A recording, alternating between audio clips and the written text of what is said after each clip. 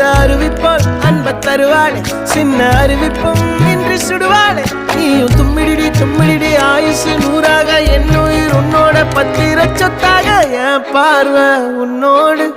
உன் பொம்மை கண்ணோடு பேசாமல் விண்ணோடு நாம் மிதந்து போவோம் காதாரம் அடியாலும் நான் தாங்க